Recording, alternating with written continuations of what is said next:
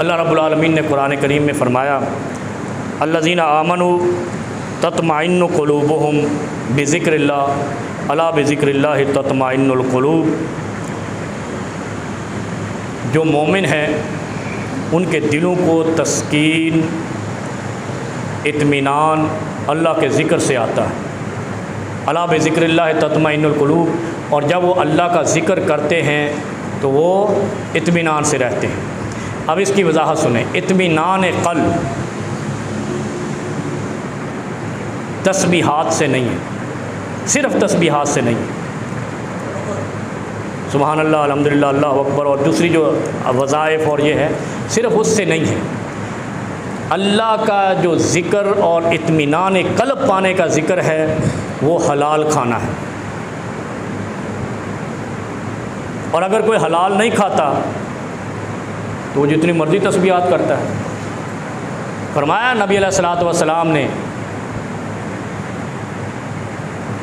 اطب مطعمک تکن مستجاب الدعوات، اطب کہتے ہیں طیب کر لو اپنے مطعم کو، کھانے کو، اپنے کھانے کو پاکیزہ کر لو، آپ مستجاب الدعوات بن جائیں گے، آپ کی دعائیں قبول ہو۔ کتنا پیارا نسخہ ہے، دیکھیں آپ شریعت کو لفظ بہ لفظ سمجھیں۔ نبی علیہ السلام، قرآن کہتا ہے کہ الا بذکر اللہ تطمئن القلوب، کہ دلوں کو اطمینان اللہ کے ذکر سے آتا ہے، اور ذکر پاک کب ہوتا ہے؟ جب کھانا پاک ہوتا ہے۔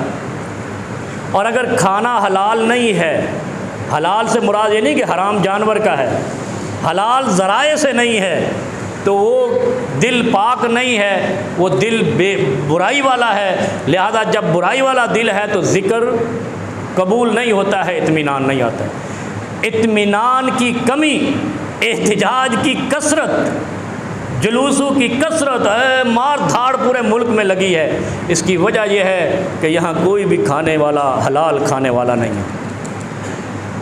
خصوصاً پاکستان میں ہر کوئی ڈسنے والا ہے، ہر کوئی چھیننے والا ہے، ہر کوئی لوٹنے والا ہے، ہر کوئی قبر کو بھلا کے اپنے پیٹ کو یاد کرنے والا ہے۔ اللہ نے اس لیے اس ملک میں بے اطمینانی کو مسلط کر رکھا ہے۔ الذین آمنوا تطمئن قلوبہم بذکر اللہ، جو ایمان لائے ہیں ان کے دلوں کو اطمینان ذکر الہی سے ہوگا، اور ذکر الہی سے مراد نبی علیہ السلام نے حدیث میں فرمایا کہ وہ ذکر الہی یہ ہے کہ اطب مطعمک تکن مستجاب الدعوات، جب تیرا کھانا حلال ذرائع سے ہوگا تجھے اطمینان مل جائے، ورنہ ذکر بھی بیکار ہوگا اللہ کا، کیونکہ حرام ذرائع سے کھا کر جب آپ کے مطعموں کا حرام، مشربوں کا حرام، ملبسوں کا حرام، سارا کچھ حرام ذرائع سے ہے، تو آپ کا دل پاکیزہ، زبان پاکیزہ ہی نہیں ہے، تو ذکر الہی بھی اوپر نہیں جائے۔